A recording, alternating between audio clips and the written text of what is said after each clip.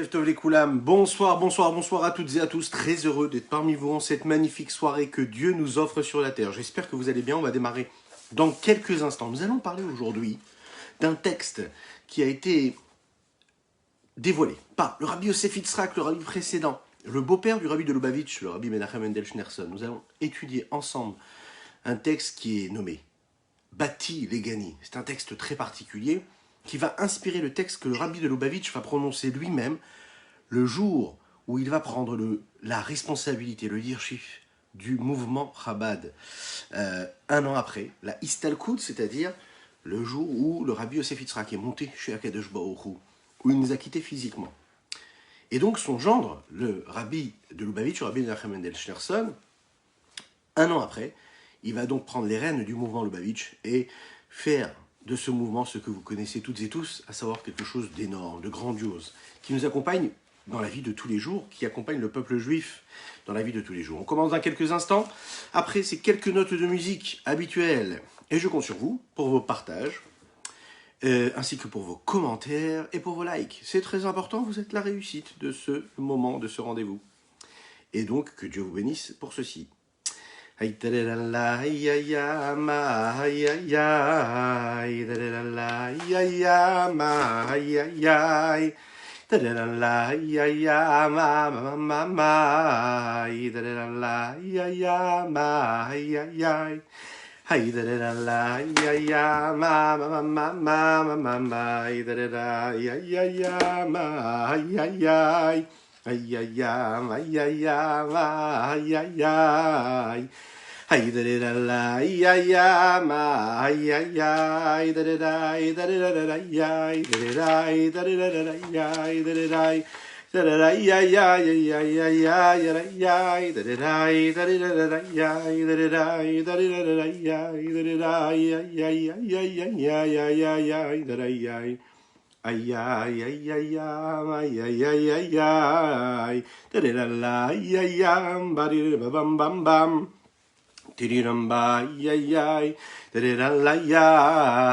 da ya ma yay da yay ay da yay da ma ay da yay da yay yay ay ay ay ay ay ay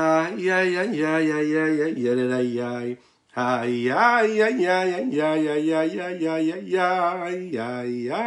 ay ay ay ay ay la la da la ya ya ya ya ya ya ya ya ya da ya ma ya ya ya ya ya ya ya ya ay ay ay ay ay ay ay ay ay ya da la ya ya ya ya ya ya ya ya ya ay ay ay ay ay ay ay ay ay ay ya ma ya ya ma ya ya ya ya ya ya ya.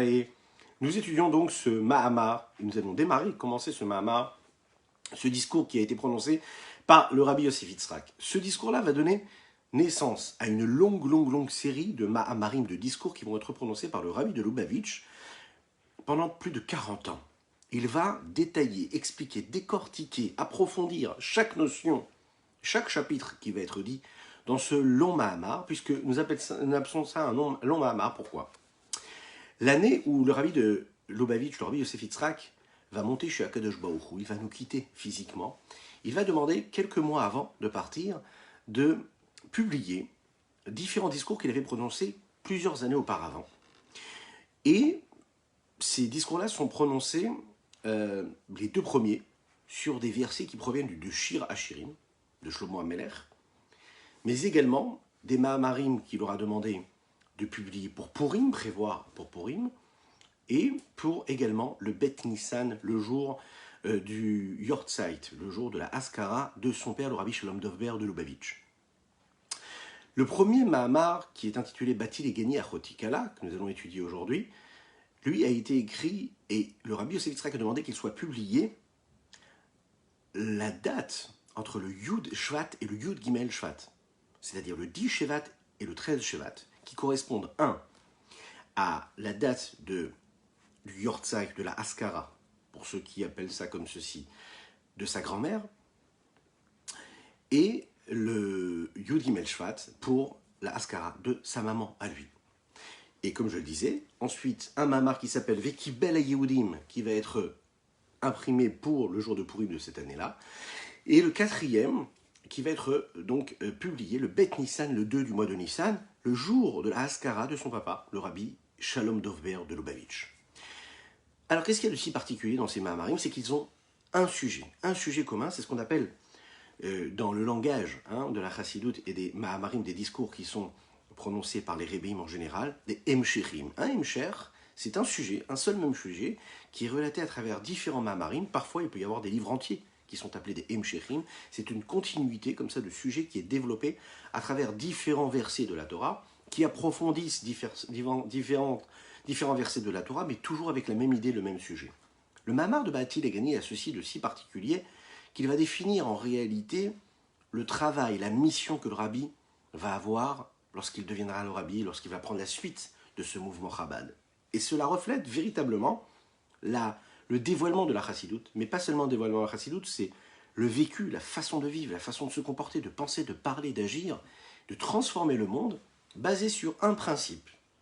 Comment nous faisons de ce monde-là, et comment Dieu en réalité, la seule mission qu'il avait, quand il a créé ce monde, c'est la Asot Lo Dira Betartonim.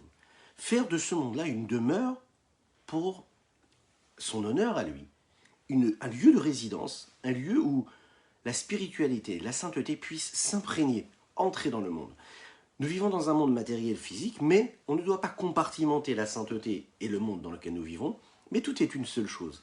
C'est ce que la Chassidoute va nous apprendre à faire, comment à travers les commandements de la Torah et des mitzvot, nous sommes en mesure de pouvoir réaliser la volonté d'Akadosh Baruch Hu, de faire de ce monde-là un lieu de résidence, un lieu ici-bas pour lui, afin qu'il puisse résider à travers chaque chose que nous allons faire, penser, dire, consommer, tout ce que nous faisons dans notre vie. Je rappelle qu'aujourd'hui nous étudions les Ilou Nishmat Sima Batester Golda, ainsi que pour le mérite de Shalom Dovber Ben Isser, qu'Akadosh Baruch Hu, ou Ben Messaouda, qu'Akadosh Baruch Hu lui donne la réussite totale et complète dans tout ce qu'il entreprend, que ce soit matériel ou spirituel.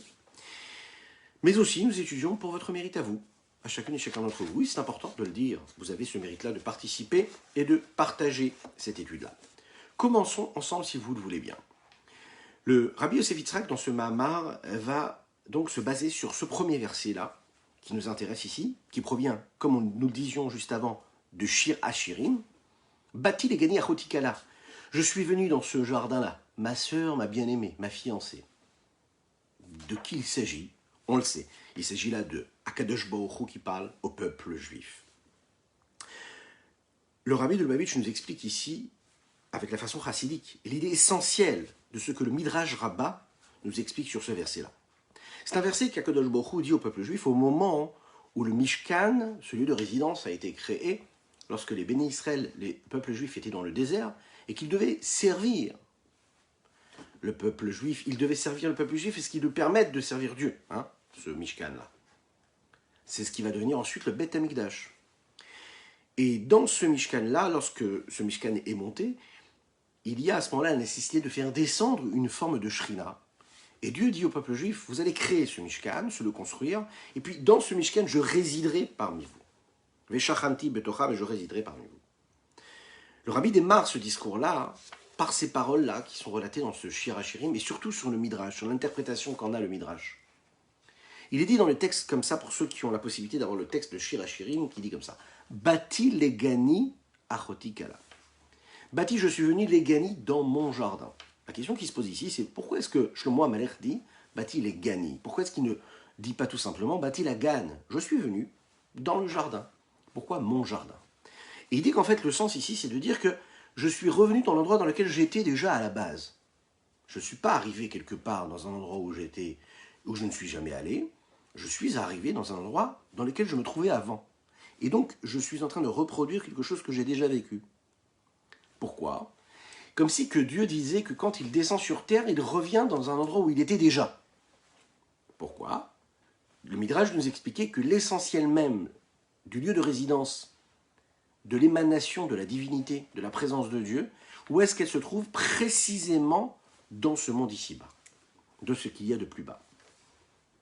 Le Midrash nous dit ensuite que quand dans ce Gan, dans ce jardin, on a pu entendre la voix de Dieu, Rabbi Abba dit qu'il y avait une voix qui évoluait, qui grandissait.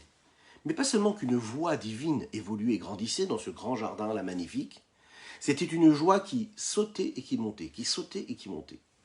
Et on explique ce que cela veut dire.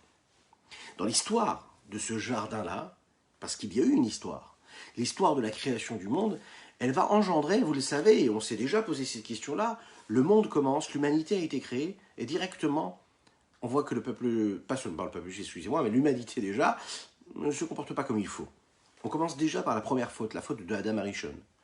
Donc si vous voulez, la Shrina, le lieu de résidence, l'humanité tout entière, le monde qui avait été créé par Dieu, était rempli de sainteté, de présence divine, et voilà que chaque faute qui va être commise par les créatures de Dieu, par les hommes, va faire en sorte que cette Shrina, cette évidence-là de Dieu, de divinité, va se retirer, va s'écarter, va s'élever, va se retirer du monde dans lequel elle était déjà à la base. Nous avons donc ces 7 cieux qui nous séparent ce monde-là de Dieu, de ce niveau de divinité, de présence, supérieure, suprême, et puis chaque faute va nous faire monter, et donc nous détacher du monde dans lequel nous vivons. La première faute de Adam Rishon, la Shrina, elle va monter jusqu'au premier de tous ces cieux-là, de ces 7 cieux-là. Ensuite, il y a la faute de Caïn, qui ne va pas supporter son frère Avel. Il ne supporte pas que l'offrande de son frère Avel est acceptée par Dieu. Par jalousie, on le sait, il va le tuer. On ne va pas rentrer dans les détails. Mais là, à ce moment-là, la Shrina, elle ne supporte pas ce qu'elle voit. Donc elle s'élève, elle se détache un petit peu plus du monde dans lequel elle est. Ensuite, il y a la faute de Enoch. On passe au troisième. Ensuite, il y a la faute de toute la génération qui va causer le Maboul. Une génération qui ne se comporte pas du tout comme il faut. Et donc, la Shrina, le lieu de résidence, la présence de Dieu, elle aussi se détache encore un petit peu. Et elle monte encore une fois jusqu'au quatrième. Ensuite, nous avons, excusez-moi, jusqu'au cinquième. Ensuite, nous avons la faute de toutes ces personnes qui vivaient à Sdom. Vous vous souvenez, ce qu'on appelle la Midat Sdom d'ailleurs, qui est resté, qui est nommé ainsi, parce qu'il y avait des fautes terribles qui étaient commises par toutes ces personnes qui habitaient dans la ville de Sdom. Cette période-là a été néfaste, a été catastrophique pour l'humanité, et donc elle a causé encore une fois à cette Shrina-là, cette évidence-là de Dieu, et ce rayonnement de Dieu qui était là sur Terre, de s'élever encore un petit peu plus, jusqu'au sixième. Et là, à ce moment-là, on arrive au dernier, au septième. C'est l'époque où les Égyptiens accueillent a priori Avraham Avinu, et eux aussi vont se comporter comme il ne faudrait pas. Et là, à ce moment-là, ça monte encore une fois au septième.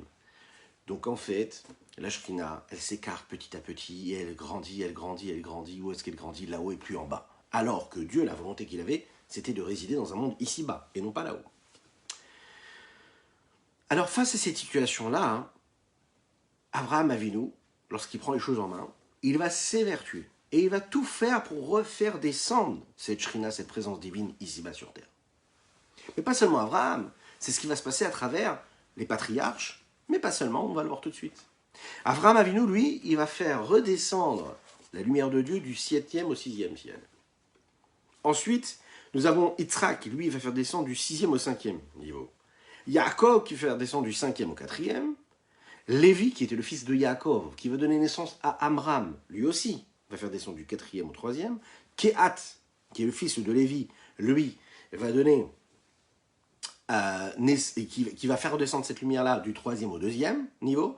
Ensuite, nous avons Amram, qui lui va faire descendre du niveau 2e au 1er niveau. Et ensuite, nous avons Moshe, qui lui va faire descendre la Shrina, c'est-à-dire la présence de Dieu, ici-bas, sur terre.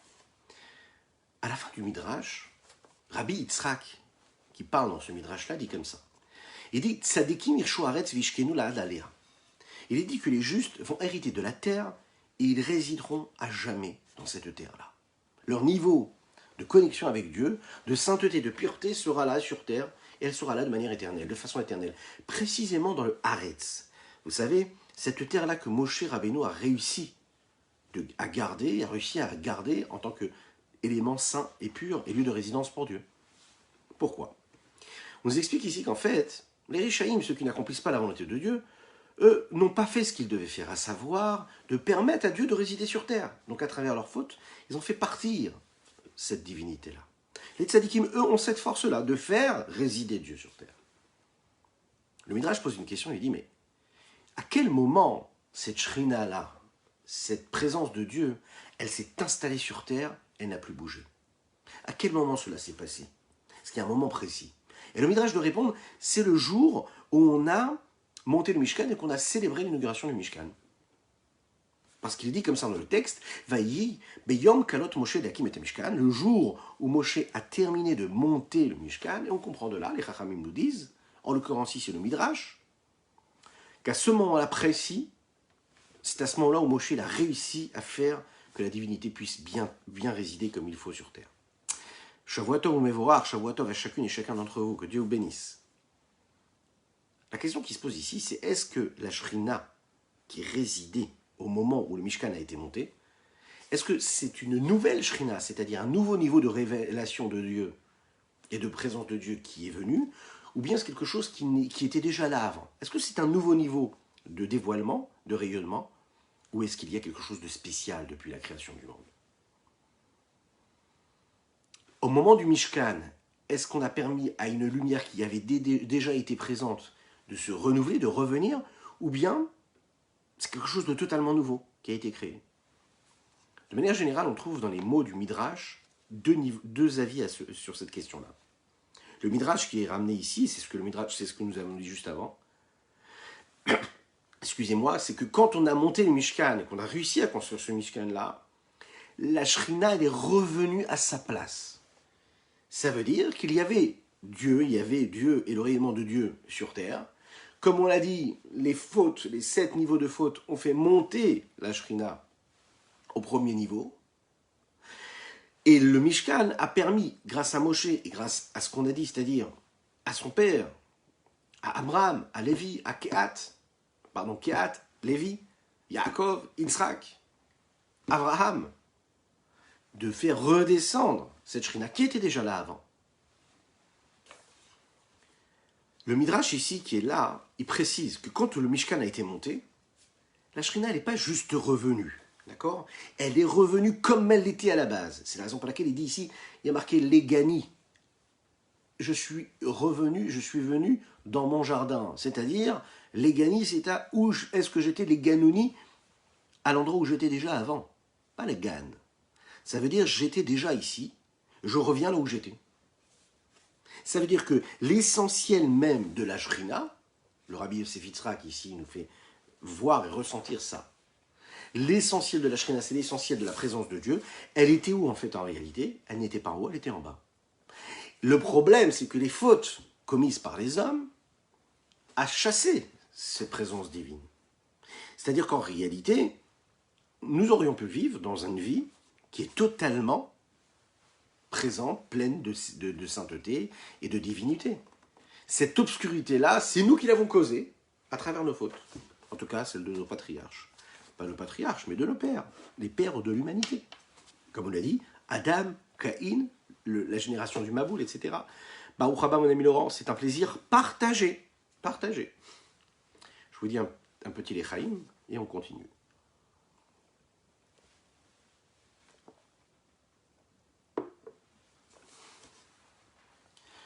Alors vous savez qu'en ce moment, c'est pas si évident que cela de se marier. Il faut pouvoir se marier dans ces conditions. Mais les mariages qu'il y a en ce moment sont des mariages qui sont d'une grande valeur. Pourquoi? Parce qu'on se marie pour se marier, pour accomplir la volonté d'Hachem de se marier. Il n'y a pas de faste, il n'y a pas de signe extérieur, il n'y a rien à montrer. On n'est pas dans une posture, dans de la réalité. On se marie parce que c'est une mitzvah de se marier. Donc c'est un grand mérite de se marier à cette époque, en ce moment. Il est dit comme ça que Ginouni, ce jardin-là de bien-aimés, des fiancés, correspond en réalité à cet endroit-là où la choupa se trouve. Qu'est-ce qui se passe? On l'a expliqué ensemble quand on a développé ensemble le sujet qui parle du foyer juif, vous vous en souvenez? Que la choupa, c'est la référence même aux 4 murs et au toit qu'un homme il doit avoir lorsqu'il construit son foyer avec son épouse. La choupa, c'est la référence même à la construction d'une demeure. Précisément une demeure qui doit vivre la joie. Pourquoi est-ce qu'on emploie le mot Gan ici, dans ce bâti des Gani, dans ce Shir Hashirim qui est dit par Shlomo HaMelech? Vous savez ce que c'est un gan, un jardin? Un jardin, c'est un endroit où on a l'habitude d'y aller, et de façon totalement normale. Quand on dit les ganis, ça veut dire je viens dans mon jardin, dans un endroit qui correspond à ce que je suis moi, pas juste un jardin dans lequel je vais me promener comme ça, global. Un gan, si je dis bâti la gan, je suis venu au jardin, c'est-à-dire un jardin qui appartient à tout le monde. Les ganis, je parle de quelque chose qui m'appartient, c'est-à-dire ce domaine, ce foyer que j'ai construit. Bien sûr, Akadosh Baruch Hu, Dieu a créé le monde, il a créé tous les mondes. Et bien sûr que l'honneur de Dieu se trouve dans tous les mondes, que ce soit les mondes supérieurs ou inférieurs, à chaque endroit. Mais l'essentiel de la Shrina, c'est ce que nous dit ici le Rabbi Yosef Yitzhak, l'essentiel de Dieu ne se trouve pas dans les mondes supérieurs, il se trouve ici-bas. Ça paraît bizarre de comprendre cela. Pourtant, on est ici-bas, dans un monde qui nous paraît complètement éloigné de ce que Dieu attend de nous. Mais quand même, on va voir que ce que Dieu attend de nous, c'est réellement de dévoiler ce qu'il est dans ce monde-là, et qui correspond à ce qu'il avait comme niveau avant qu'il redescende sur Terre. Qu'est-ce que j'ai dit? Avant qu'il redescende sur Terre, il a toujours été sur Terre. Mais avant qu'il ait dû quitter, on va dire, qu'il ait dû se voiler, parce qu'en fait les fautes de l'homme qui ont été commises l'ont écarté quelque part, l'ont obligé un petit peu à se cacher, à se voiler, à se retirer quelque part de ce monde-là de manière autant dévoilée qu'il ne l'était avant. Et à travers nos actions, à travers notre Torah, à travers nos mitzvot, on va réussir à révéler encore une fois à Dieu, à redonner la place qu'il est censé avoir ici-bas. Si on essaie de voir un petit peu les mots qui ont été prononcés ici, et c'est très intéressant de voir la pression que l'on donne. Il est dit comme ça, Ikar Shrina Betartonim Aïta. Qu'est-ce que ça veut dire Ikar Shrina Betartonim Aïta? L'essentiel du rayonnement, du dévoilement de Dieu se trouve et se trouvait précisément dans ce monde ici-bas. La Chassidut nous dit ici qu'on parle d'un niveau plus élevé que le niveau dont il s'agit quand on parle de la Shrina en général. Il y a le niveau de rayonnement de Dieu global, général. Il y a l'essentiel de ce niveau de dévoilement et de rayonnement. Il y a la partie superficielle et la partie profonde. Le point culminant de ce rayonnement de Dieu. Et là, nous parlons vraiment de l'essentiel de ce rayonnement.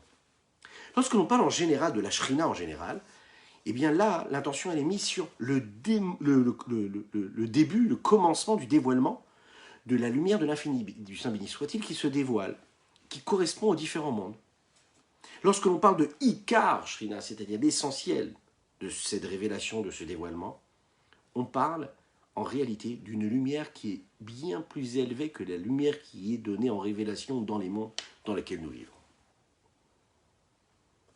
Quand le Midrash nous dit que cette Shrina-là et cet essentiel de Shrina, ce niveau qui dépasse le monde, se trouvait, Betartonim, ça veut dire ici-bas, ça veut dire en réalité que dans ce monde matériel, il y avait un niveau de révélation qui dépassait le dévoilement de la présence divine que nous connaissons aujourd'hui, a priori. La preuve, c'est quand il y a eu la faute de Etz Hadaat par Adam Arishon, la première faute qu'il va commettre, la Shrina, elle va quitter la terre pour monter tout de suite au premier niveau et commencer sa montée et son détachement de la matière de la terre. Lorsque Adam et Chava ont fauté, qu'ils ont consommé cet arbre de la connaissance, la Torah nous dit que Vaishmeu et kol Hashem Elokim italech bagan les ruach hayom. Ils ont entendu la voix de Dieu mit aler, qui allait, qui se promenait dans ce jardin-là. Ils l'ont entendu cette voix. Le Midrash précise, il dit, c'est pas qu'elle met à l'air. En hébreu, on aurait dû dire Kol Hashem Elokim mehaler. Ou bien Kol Hashem, la voix de Dieu qui olaire, qui allait, qui avançait. Des expressions qui expriment véritablement ce que veut dire et qui définissent ce que veut dire marcher, avancer, évoluer. Mit aler, c'est l'expression qui veut dire que c'était une marche et une évolution qui n'était pas courante. C'est plus une évolution qui est graduelle, qui est temporisée. On marche, on s'arrête. Il y a une évolution. Le Midrash il dit que l'allusion qui est mise ici, c'est quoi?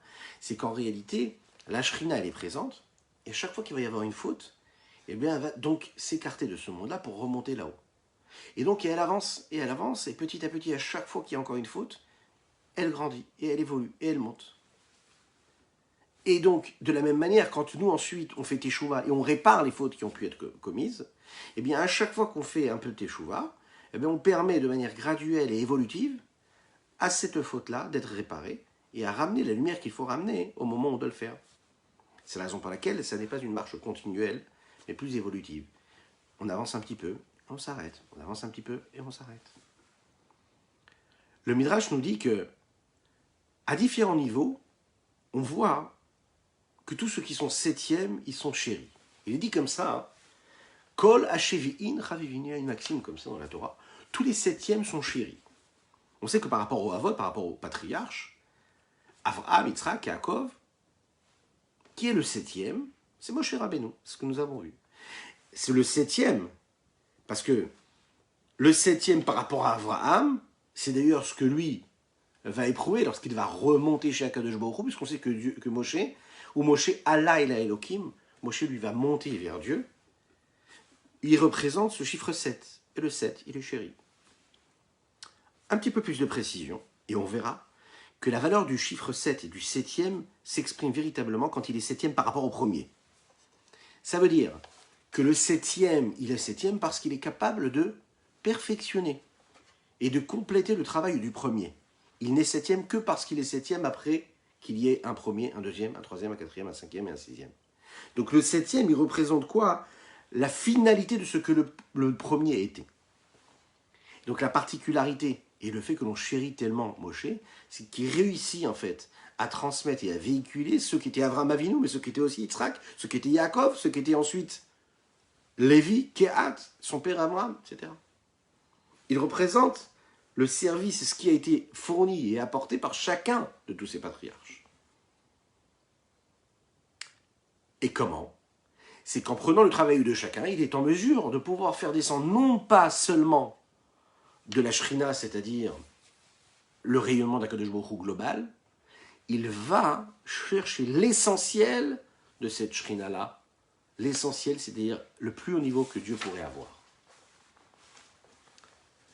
Il en ressort donc que le début du retour de la Shrina, qui était complètement parti à cause des fautes des hommes à travers toutes les générations, le début du retour se fait par Moshe. Mais le début, excusez-moi, il se conclut par Moshe, mais il se démarre par Avraham Avinu, puisque c'est lui le premier des patriarches. Et bien que, jusqu'à Avraham, on sait qu'il y avait des grands tzadikim. Vous savez que par exemple, Hanor, lui, marchait sur la route de Dieu. On sait que Metouchelach, en son honneur, Akadosh Baruch Hu a repoussé le Maboul de quelque temps. Le Midrash nous dit, Noach, qui est dit que Noach ish tzadik, Noach c'était un tzadik, il était tamim, ve Noach matzachen bene Hashem, Noach a bien sûr trouvé grâce aux yeux de Dieu, c'était a priori un tzadik. Et quand même, on va voir qu'en réalité, ces tzadikim-là n'ont pas réussi à empêcher la Shrina de retourner chez Dieu. Et non seulement ils n'ont pas réussi à empêcher cela, mais ils n'ont pas réussi non plus à ramener la Shrina comme Avraham va être capable de le faire. Et pour quelle raison? Parce qu'en fait, en réalité, le seul, peut-être c'était des tzadikim, peut-être qu'ils agissaient comme il fallait, peut-être que le Maboul va être repoussé pour faire plaisir à Metouchelach, enfin pour faire plaisir, c'est-à-dire pour son bien, hein, parce qu'il le méritait, parce que c'était quelqu'un qui suivait la volonté de Dieu, mais quand même, on voit que ils n'ont pas réussi à faire ce que les autres ont réussi à faire, c'est-à-dire ramener Dieu sur terre, ou bien empêcher qu'il quitte cette terre-là. Le Rabbi Yosef Yitzhak nous explique ici que le problème de base, c'était qu'en réalité, ils se sont occupés de leur propre personne. Ils n'ont pas cherché à s'occuper des autres. C'est-à-dire qu'ils ont sauvé leur peau, ils ont sauvé leur âme, mais ce que faisaient les autres, eux, n'ont pas du tout fait quoi que ce soit pour les aider. Le monde dans lequel ils vivaient ne les intéressait pas. Ils ont vu que le monde qui les entourait, c'était un monde qui était catastrophique, qui était chaotique. Ils savaient que le monde allait être détruit. Ils savaient très bien que cela ne correspondait pas du tout à ce que Dieu attendait d'eux. Mais ils se sont occupés d'eux, de leur propre famille. Ils n'ont pas cherché à savoir ce qui se passe ailleurs. Le Midrash nous dit que jusqu'à ce qu'Abraham arrive, le monde était dans une obscurité opaque. Abraham est arrivé, il a commencé à éclairer ce monde-là. Abraham qui a donné sa vie, pourquoi? Pour diffuser la divinité auprès de l'humanité tout entière. Il va ramener cette lumière-là divine dans l'humanité tout entière. Il commence à ramener cette shrina, il commence à ramener Dieu après qu'elle ait eu besoin de retourner là-haut.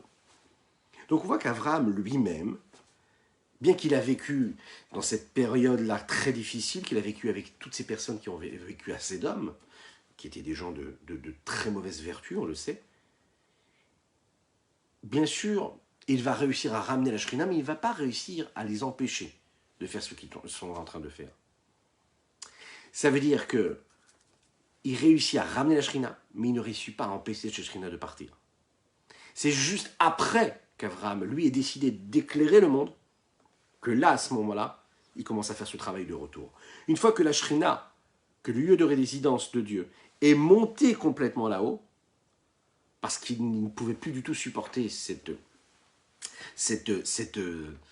impureté qu'il y avait dans ce monde-là, et que Akadosh Baruch Hu décide et dit, bon, bah, c'est plus possible, je préfère me retirer, et il monte à 7 niveaux d'élévation. Là, Abraham arrive et lui, il a commencé à faire le retour de tout ce qu'il faut faire ici, c'est-à-dire le retour de cette lumière de niveau en niveau.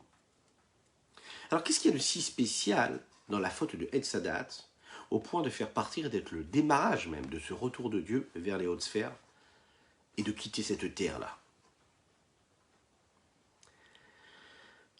La faute du Etz Hadat, c'est la plus grave de toutes. Parce que c'est elle qui a entraîné toutes les autres fautes qui vont être causées à cause de cette faute-là. Parce que c'est non seulement la première fois qu'il y a eu une faute, mais c'est celui qui a créé le précédent et la possibilité aux autres fautes d'exister.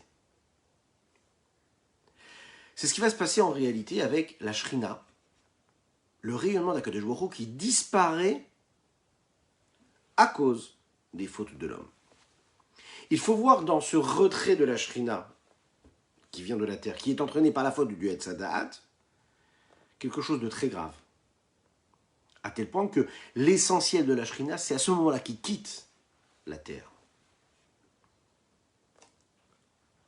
Il y avait dans ce monde-là l'essentiel de Dieu, de son rayonnement, de son dévoilement. Il commence à partir au moment précis où, justement, Adam Rishon commet cette faute-là.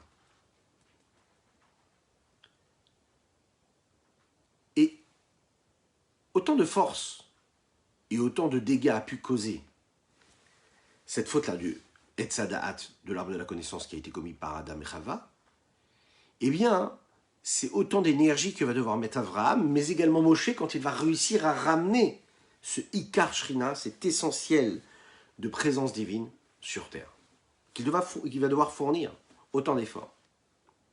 Il va falloir qu'il y ait donc ces 7 sadikim-là qui vont permettre, étape après étape, de faire descendre petit à petit vers la terre, comme ça l'était avant, grâce à toutes les mitzvot qu'on va recevoir ensuite, grâce à Moshe Rabbeinu. Et bien sûr, quand on va réussir à recevoir la Torah, être capable de faire ce que nos patriarches n'ont pas eu la possibilité de faire, comme on va le voir un petit peu plus tard, la symbiose et l'harmonie qu'il y a entre ce monde matériel, ce qui est physique, ce qui est a priori grossier, détaché de la spiritualité et de la sainteté, et donc en faire une symbiose, une harmonie entre les deux. De la spiritualité dans la matérialité, de la sainteté dans tout ce qui pourrait nous paraître profane dans ce monde-là. Il est convenable de préciser que, alors que le Midrash de Shir HaShirim, lui, se focalise, si on peut dire ceci, sur l'époque ou la période précise où la Shrina était présente, en disant que l'essentiel même de ce rayonnement de la présence de Dieu se trouvait dans la terre, et il est revenu au moment où on a remonté le Mishkan, le Rabbi Yosef Yitzhak ici va nous dire que l'essentiel du dévoilement de la divinité va se faire non pas au moment du Mishkan, mais au moment du Beth Amikdash. Vous savez qu'il est dit comme ça, hein, que le Mishkan c'était le petit Beth Amikdash. Ou l'inverse, le Beth Amikdash, c'est le Mishkan qui va devenir vraiment le lieu de résidence de Dieu. Il y a un texte qui dit comme ça, un des versets de la Torah. Ve'asuli migdash ve'shachanti betocham. Vous ferez pour moi un lieu saint, un endroit saint, le Beth Amikdash, et puis je résiderai parmi vous. Donc, quand on lit ce texte-là, on comprend quoi? Que Dieu, quand il veut résider, c'est-à-dire ve'shachanti, quand il veut résider, quand il veut rayonner, quand il veut qu'il y ait une évidence, et son rayonnement et sa projection sur terre, il nous demande de créer un lieu pour cela. Et qu'est-ce que c'est ce lieu-là? C'est le Mikdash. Et pas le Mishkan, a priori. C'est pour ça que le Rabbi Yosef Yitzhak, il rajoute quelque chose en plus que le Midrash nous dit. Là où le Midrash s'arrête au Mishkan, Rabbi Yosef Yitzhak rajoute, il dit c'est le Mikdash. L'essentiel de la volonté de Dieu, c'est-à-dire de ce dévoilement dans ce monde ici-bas sur terre, se fait dans le Mishkan et dans le Mikdash. Et quand il y a cette révélation de Dieu dans le Mishkan et dans le Mikdash, alors qu'est-ce qui se passe? Il y a le dévoilement de la divinité dans la globalité même du monde. Mais il y a quelque chose en plus dans ce verset-là. Vous savez ce que Rashi dit sur ce verset-là. Ve'asuli migdash ve'shachanti betocham. Il y a marqué betocham et pas betocho. Et qu'est-ce que c'est betocham? Betocham, c'est-à-dire que si on reprend la traduction littérale de ce texte-là, ce verset nous dit « Et vous ferez pour moi un migdash, un lieu saint, ve'shachanti, je résiderai betocham parmi vous. » La question, c'est qu'a priori, s'il nous demande de faire un Mikdash, il est censé résider où? Dans le Mikdash, et pas parmi nous. Quel rapport y a-t-il entre la construction du Mikdash et nous? C'est intéressant de voir que le texte nous dit, que Dieu nous dit, vous ferez un Mikdash, et non pas, je ne résiderai pas dans ce Mikdash, je résiderai Betocham, dans vous. Et Rachid nous explique qu'est-ce que ça veut dire dans vous. Betor kol echad ve'echad. Ça veut dire que Dieu dit ici, vous ferez un Mikdash, et en qui je résiderai? En chacun et chacune d'entre vous. Bien sûr que je vais résider dans le Mikdash, mais je vais résider en chacun et chacune d'entre vous. Lorsque vous aurez le Beth Amikdash, qu'on souhaite tant, eh bien Dieu y résidera en chacun et chacune d'entre nous. Dans ces mots-là, on voit quoi? On voit que, quand il est dit par exemple dans les Télim de David Ameller, Tzadikim irshu haaretz ve'ishkenu la ad alea. Les Tzadikim vont hériter de la terre, et ils résideront, eux, à jamais sur elle. Dans ces paroles-là, le rabbi Yosef Yitzhak veut révéler l'allusion qui est mise dans ce texte-là. Ça veut dire que le fait que l'on fasse descendre cette shrina, cette évidence, cette présence divine ici-bas, c'est pas quelque chose qui se fait uniquement par les 7 grands maîtres, les 7 grands, c'est-à-dire Avraham, Yitzhak, Yaakov, Lévi, Kehat, Moshe, Lévi, Kehat, Amram, pardon, et Moshe. Mais cela se fait avec des tzadikim, lambda, si on peut dire ainsi. Ça veut dire que chaque tzadik, lui, a cette capacité de permettre à la shrina de se dévoiler sur terre. Ce qui est très intéressant, c'est qu'il dit aussi « Ve'amer kulam tzadikim ». Il est dit que tout ton peuple, ce sont des tzadikim. Quand on dit tzadikim, ça veut dire que chacun et chacune du peuple juif, on a la possibilité d'avoir cette fonction et d'accomplir cette mission-là, qui est quoi? De faire résider ici-bas Dieu, comme il résidait avant les fautes de Adam Arishon, etc. Ve'amer kulam tzadikim, ça veut dire que chaque tzadik a la possibilité de faire rayonner cette shrina sur terre. Ça veut dire que par le travail des 7 tzadikim qu'il y a eu, et précisément après que la shrina puisse redescendre sur terre grâce à Moshe Rabbeinu, puisque c'est le dernier de ces 7-là, et qu'il va amener le Ikar Shrina, l'essentiel de la Shrina, chacune et chacun d'entre nous, nous avons la possibilité, la force et le potentiel de ramener encore plus qu'il n'y avait avant. Et c'est grâce à ça qu'on arrive à compléter et à accomplir véritablement la volonté de Dieu, qui est quoi? De faire de ce monde-là un lieu de résidence et un lieu, une demeure ici-bas pour Dieu. Si on peut déjà faire une petite conclusion avant de continuer, on peut dire que, puisqu'il y a écrit « Ve'shachanti betocham » je résiderai parmi vous au pluriel et non au singulier, et puisqu'il est dit « Ve'amer kulam tzadikim » que tout ton peuple, ce sont tous des tzadikim, et que chaque juif a la possibilité d'arriver à ce niveau de tzadik, il y a donc ici 2 éléments très importants, le Rabbi Yosef Yitzhak nous dit. Première chose, chacun du peuple juif a la force d'être ce lieu de résidence, ce Mikdash, ce petit lieu saint, et il a la possibilité de révéler l'essentiel du rayonnement d'Akadosh Baruch Hu sur terre. Comme il y avait le rayonnement d'Akadosh Baruch Hu dans le Beth Amikdash, et bien en chacune et chacun d'entre nous, nous avons cette possibilité-là de révéler Dieu, l'essentiel de Dieu en nous. Ça paraît simple de le dire, mais imaginez ce que ça veut dire. On est en train de nous dire que nous avons tous ce petit Mikdash en nous, ce petit Dieu saint en nous. Et de la même manière que quand il y avait le Beth Amikdash, il y avait une présence divine dans ce Beth Amikdash, dans ce temple-là, et que quand il y avait ce dévoilement-là, cette présence divine, c'était quoi? Eh bien, c'était le dévoilement de la divinité dans ce monde-là. Eh bien, chacune et chacun d'entre nous, lorsqu'on fait ce qu'on peut faire, c'est-à-dire accomplir la Torah et les mitzvot comme il faut, eh bien, on est en mesure et en capacité de faire rayonner, de dévoiler Dieu sur terre, comme lui se dévoilait dans le Beth Amikdash. Tzadikim Irshu Haaretz, qu'est-ce que cela veut dire? Les tzadikim, eux, vont hériter de cette terre-là, et ils vont y résider à jamais. Que veut dire le mot Haaretz? Haaretz, ça veut dire la terre. Maintenant, de quelle terre nous parlons ici? Quelle est la référence? De quelle terre nous parlons? Est-ce qu'on parle d'une terre avec des arbres, une terre fertile, une terre aride? Est-ce qu'on parle d'une terre qui serait un jardin? En effet, on parle ici du Gan Eden, le jardin d'Éden. Et quand on dit Veishkenu la Ad Alea, Ad Alea, le Ad, le Aleph, le Aïn et le Dalet ici, ça n'est pas de dire jusqu'ici, comme on a l'habitude de dire en hébreu, mais c'est en réalité Milachon Adi. Adi, en hébreu, cela veut dire, c'est un petit peu comme une forme d'éternité. L'éternité, non pas pour dire jusqu'ici, mais l'éternité pour dire, pas seulement jusqu'ici, mais à jamais. Et de quoi nous parlons ici? De la Shrina. Qu'on est en mesure de ramener Dieu partout, tout le temps, mais seulement, on le sait qu'il est partout, qu'il est tout le temps partout, qu'il l'est. Mais il faut le dévoiler. Et là, on est en train de dire qu'on a la capacité de le dévoiler à jamais, à l'infini. Quand on dit tzadikim et shoharetz, ça veut dire que les tzadikim vont hériter du Gan Eden, du jardin d'Éden. Pourquoi?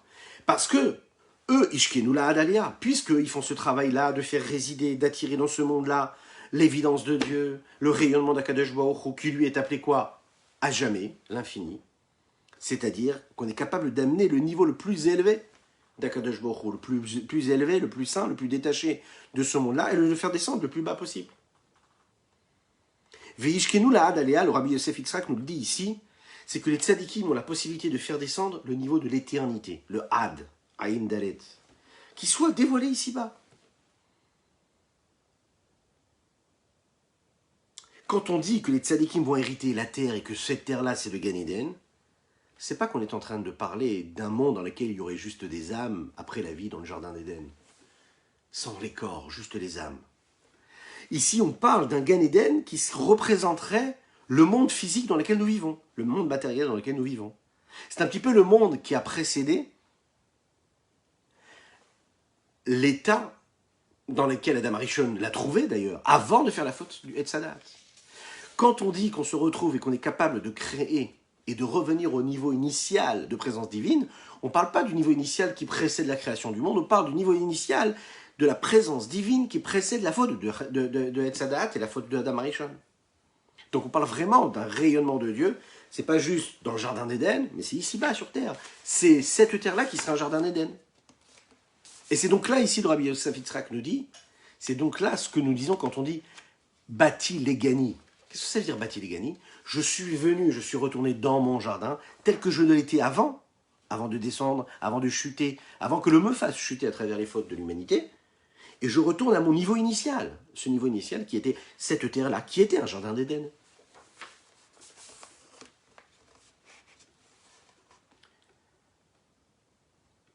Alors, il y a deux éléments ici qu'on va essayer de comprendre ensemble. Comprendre qu'est-ce que ça veut dire que l'essentiel du rayonnement et du niveau initial de Dieu, de sa révélation, était présent. Et que c'est ça qu'on doit chercher à dévoiler.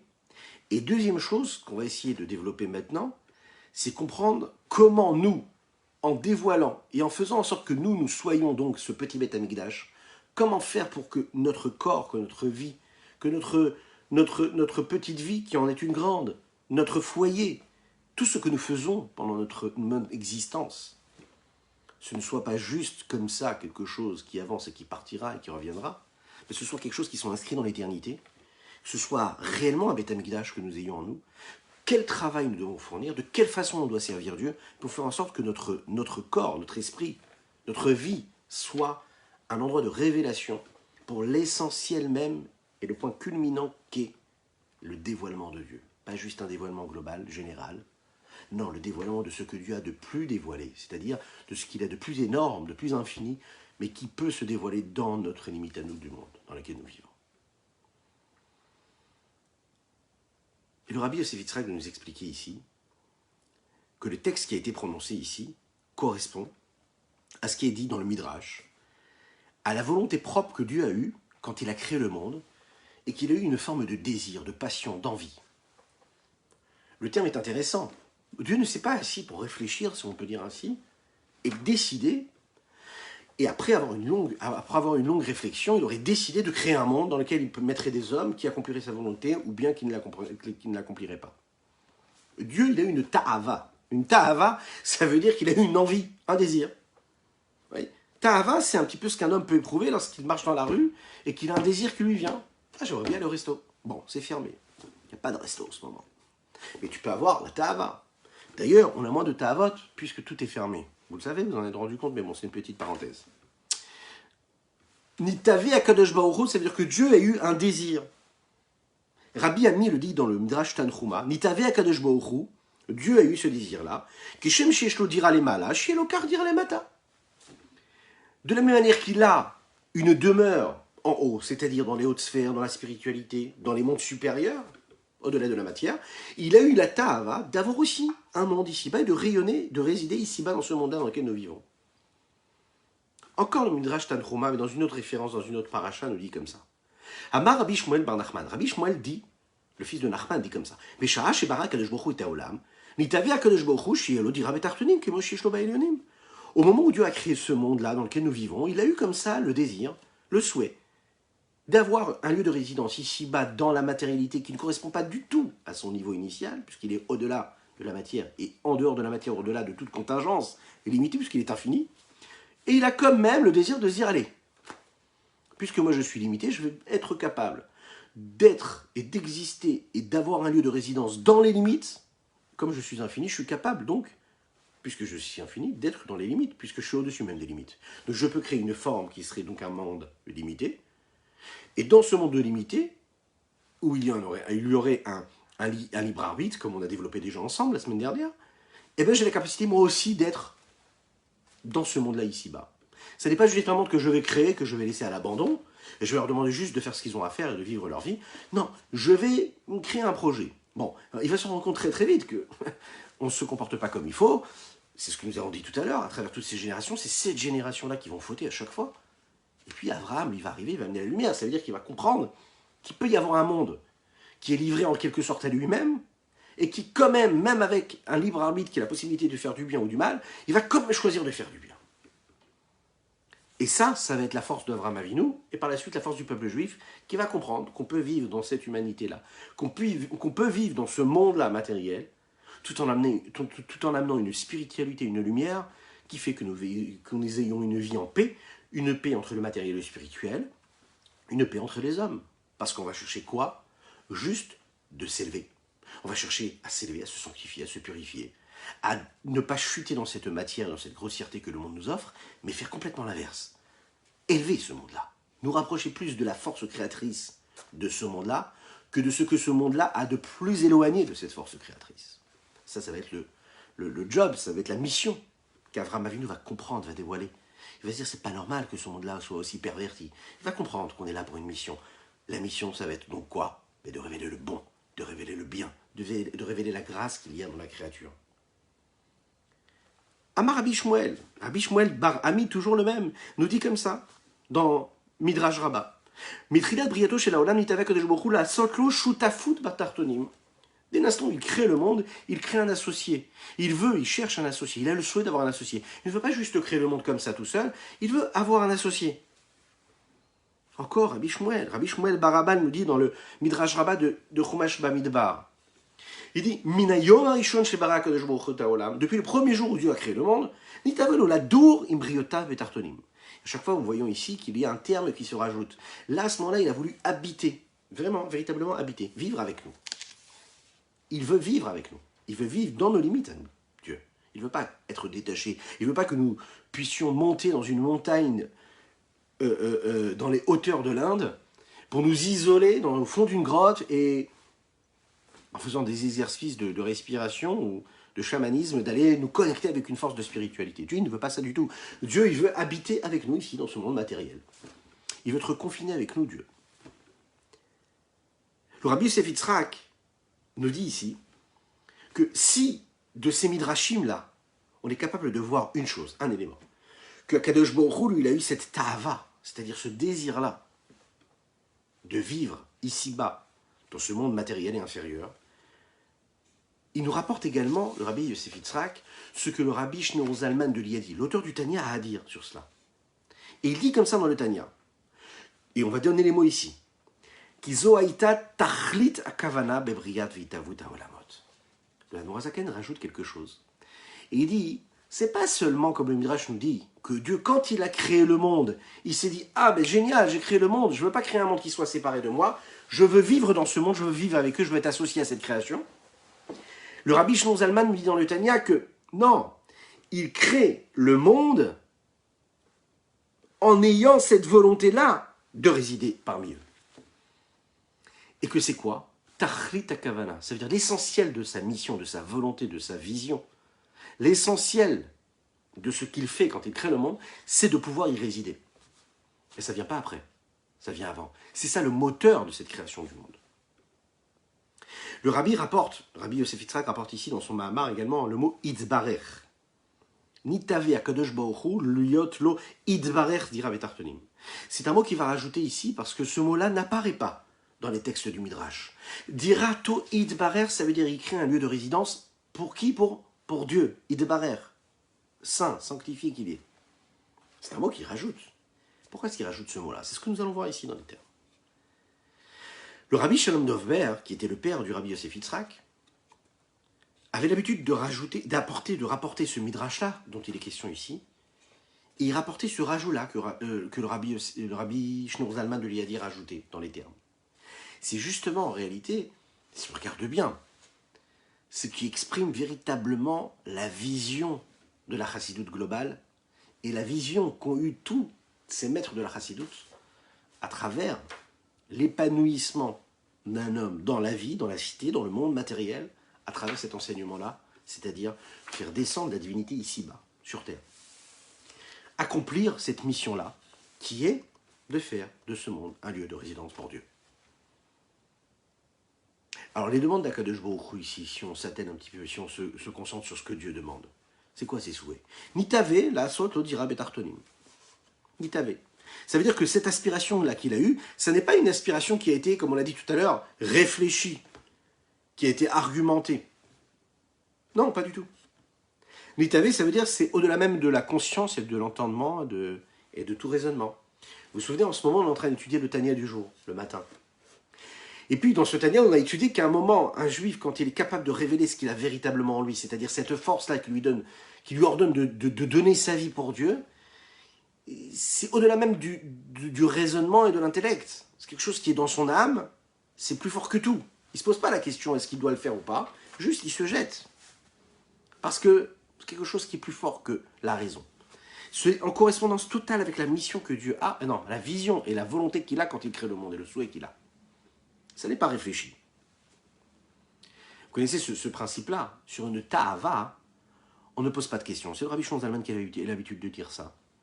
Il disait, sur un plaisir, sur un désir, on ne pose pas de questions. On ne peut pas remettre en question le fait que Dieu ait voulu créer un monde matériel, qui serait donc une contradiction totale avec les vertus qu'il est censé nous demander d'avoir. C'est un monde qui nous envoie et qui nous renvoie toujours des messages qui sont à l'inverse de ce que nous sommes censés vouloir être ou vivre ou faire ou ressentir. Et pourtant, c'est ce qui se passe. Pourquoi? Parce que c'est une ta'ava. Une ta'ava, c'est au-delà de l'intellect. Tu décides de faire telle ou telle chose, d'avoir envie de telle ou telle chose, c'est inexplicable. Pourquoi est-ce que tu veux ça? Je ne sais pas, c'est inexplicable. Si tu commences à réfléchir, tu perds même l'envie de le faire. Alors on ne sait pas maintenant véritablement pourquoi Dieu il a voulu faire de ce monde-là un lieu de résidence pour lui, pour sa présence. Par contre, ce qu'on sait, c'est que cette ta'ava, c'était de faire véritablement cette demeure ici-bas.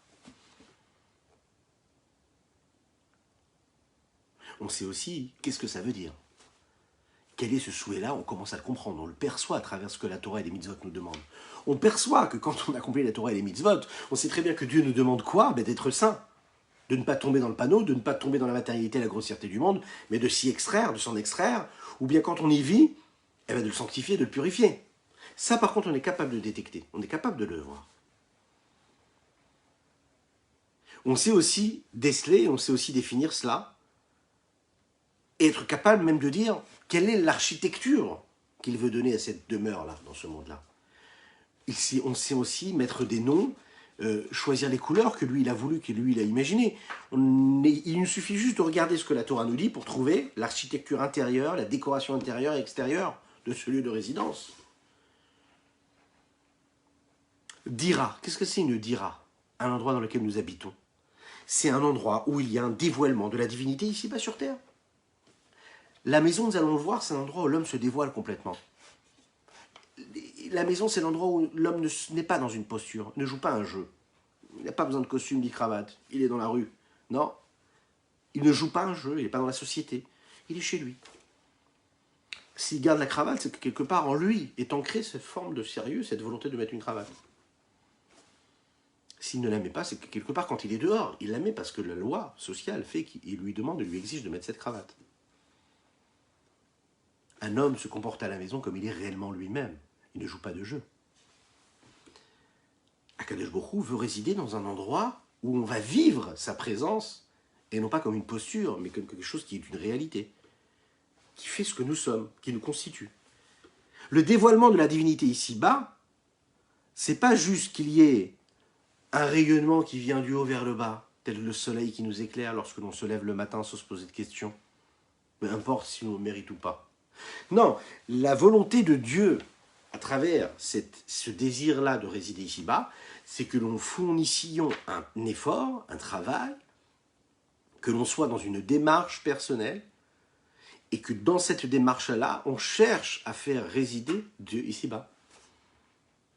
Que ça se traduit par des difficultés, c'est pas facile, c'est un effort qu'il faut fournir. Et troisièmement, ce qu'il faut comprendre aussi, c'est que cette demeure-là, elle soit un endroit qui soit si particulier qu'on ait la capacité en fait de dévoiler une lumière très très élevée. Pas juste une présence divine, mais une lumière qui soit très très élevée. Et qu'est-ce qui nous dit que sa mission, c'est qu'elle soit très élevée? C'est que nous avons dit tout à l'heure que le but c'est quoi? C'est qu'il y ait Ikar Shrina Betartonim, de dévoiler l'essentiel de la présence divine ici-bas. Et on l'a dit tout à l'heure, il y a le rayonnement global de Dieu, et il y a le rayonnement profond, c'est-à-dire le point culminant de sa résidence, de ce dévoilement ici-bas sur Terre. Donc ce qu'on nous demande, nous, c'est pas seulement déjà de travailler et de ne pas attendre que ce soit Dieu qui se révèle et qui se dévoile à nous. C'est de faire des efforts pour sanctifier ce monde, faire que ce monde-là soit une demeure, soit une humanité qui soit éclairée, qui soit bonifiée, qui soit polie, qui soit... pas le sens politesse, dans le sens raffiné, qui soit travaillé, qui soit évolué, qui soit saine, qui soit pur, qui soit sanctifié. C'est global, mais c'est encore plus précis que cela. On te demande d'aller chercher le niveau qu'il y avait avant qu'Adam Arishon foute.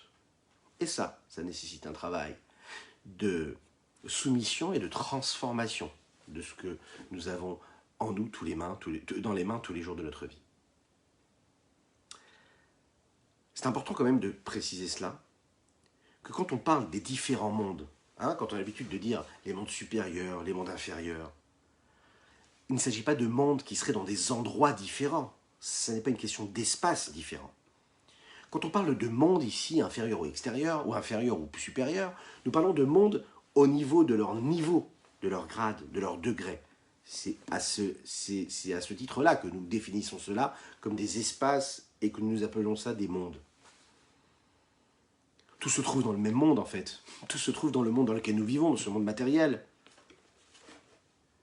Quand on dit le Gan Eden Elion, le jardin d'Éden supérieur, quand on dit le Gan Eden à Tarton, le Gan Eden inférieur, quand on dit les anges, quand on parle du monde d'Atsilut, quand on parle de tous les autres mondes, Bria, Yetzira, Asiya, quand on parle des différentes séphirotes, Chochma, Bina, Da'at, Chesed, Gvura, Tiferet, Netzach, Od, Yesod, Malchut, quand on parle de Ensof, d'infini, on ne parle pas d'autres planètes. On ne parle pas de d'autres dimensions. On parle en effet d'autres planètes, d'autres dimensions, mais qui sont dans notre monde à nous. Ce n'est pas d'autres mondes. Il s'agit de nous, de chacune et chacun d'entre nous. On vit dans cette réalité. C'est notre réalité. Seulement, dans cette même réalité dans laquelle nous vivons, nous avons la possibilité d'ouvrir les yeux comme il faut, et de voir ce qu'il faut voir, et d'interpréter ce que nous voyons comme il faut, et d'être conscient, dans notre conscience, d'être conscient réellement de ce qui se passe, de ce qui se joue dans ce monde matériel. La différence qu'il va y avoir entre les différents mondes, les différents niveaux, les différentes révélations, c'est ce que nous, on va être capables de définir comme étant des différences. Donc on peut comprendre une chose ici, que quand Akadosh Baruch Hu, il a eu cette tava-là, ce désir de faire de ce monde-là une demeure pour lui ici-bas, ça veut dire quoi? C'est pas qu'il était là-haut, qu'il a voulu descendre ici-bas. Il était ici, toujours ici, seulement il se révélait d'une façon, et ce qu'il a voulu faire en sorte, c'est que dans ce monde-là ici-bas, que le monde soit imprégné de sa présence, bien que ce soit le monde le plus bas possible, inimaginable, le plus éloigné de ce qu'il est lui. Le Rabbi Yosef Yitzhak exprime et précise ici, il rajoute quelque chose dans son Mahamar, et il dit que cette nécessité-là de faire une demeure ici-bas dans ce monde-là, c'est le but ultime de ce que Dieu a voulu faire. C'est ce qu'un juif fait, ce qu'un juif exprime lorsqu'il accomplit une mitzvah, lorsqu'il étudie de la Torah, lorsqu'il fait une tefila. Réellement.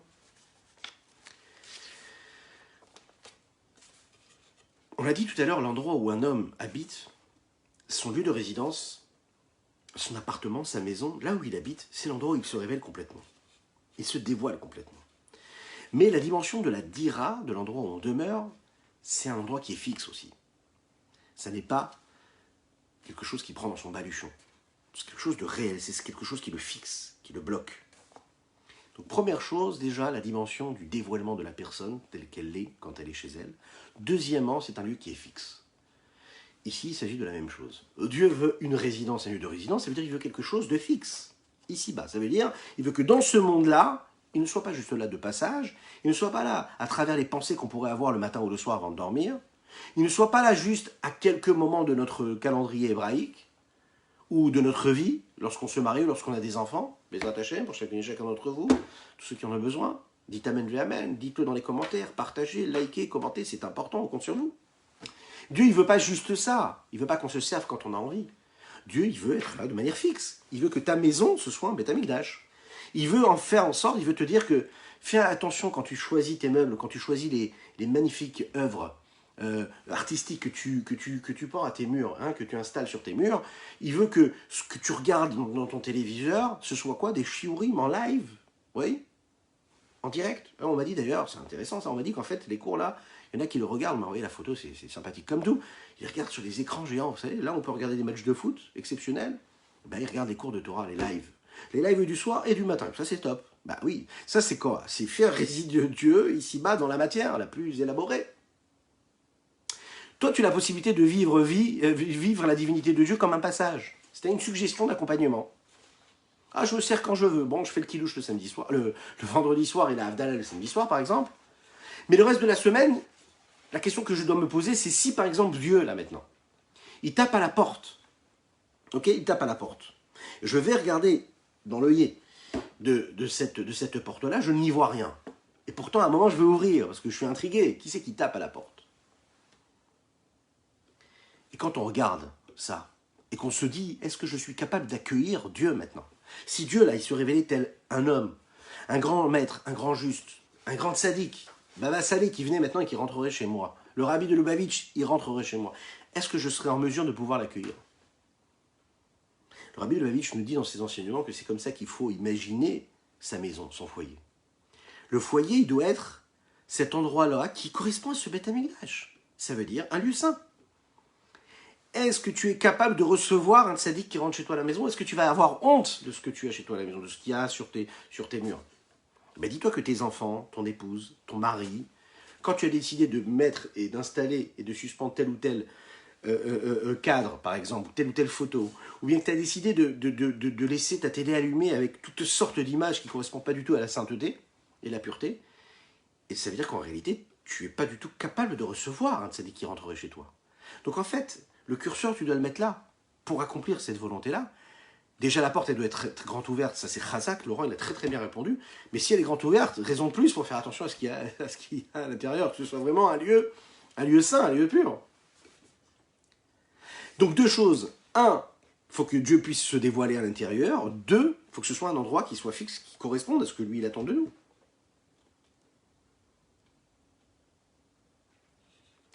Quel est ce dévoilement que Dieu veut créer et veut susciter chez nous, en nous? C'est un dévoilement qui est infini. Comment ce dévoilement est infini? Alors c'est ce que nous allons voir by Ezrat Hashem. Pourquoi est-ce que dans le lieu de résidence, Dieu veut se dévoiler et de quelle façon il se dévoile? C'est ce que nous aurons la possibilité de voir avec la grâce de Dieu. By Ezrat Hashem, demain, à la même heure. C'est un texte que nous étudions pour se préparer à la date du 10 Shevat. 10 Shevat qui va avoir lieu ce Shabbat, là, dans quelques jours. Shabbat prochain. Et donc c'est important, c'est important. Alors je vous invite à partager, à liker, à commenter cette publication. Je vous invite à nous suivre Bezrat Hashem demain à 7h pétante du matin pour étudier le Tanya du jour. Que Dieu vous bénisse, qu'il vous protège, que vous puissiez avoir une existence belle, sereine, heureuse, tranquille, enfin tout ce que vous voulez en fait. Tout ce qui est bon pour vous et que vous souhaitez, que vous puissiez l'avoir. Mais ça c'est un bon amen, amen ve amen, chazak. Aussi autre chose, nous étudions ce soir Leilou Nishmat, Karen Mesaouda Bat Yehuda, alors qu'elle puisse s'élever de monde en monde, et qu'elle puisse être une source de bénédiction pour ses enfants, qu'elle leur apporte de force, qu'ils aient la force d'avancer avec cette épreuve qu'ils viennent de vivre, mais également pour la Refoua Shelema de David, Jonathan, Baruch Ben Myriam, qu'un jour lui envoie une Refoua Shelema et qu'on puisse ensemble danser et chanter très rapidement. Pourquoi pas Shabbat prochain, en faisant les Chaïm ensemble, en l'honneur du Yushvat, qui sait, on aura peut-être le droit de le faire si Mashiach se décide à venir, c'est-à-dire tout de suite maintenant. À très bientôt. Hoshia et amecha, uvarech et nachalatecha, ya ya urem, urem, urem, urem benasem, adaholam. Hoshia et amecha, uvarech et nachalatecha, ya ya urem, urem, urem, urem benasem, urem benasem adaholam. הושיע את עמך, וברך את נחלתך, איי איי איי, ורם ורם ורם ורם ונשם, ורם ונשם עד העולם, הושיע את עמך, וברך את נחלתך, איי איי איי, ורם ורם ורם ורם ונשם, ורם ונשם עד העולם. Excellente soirée.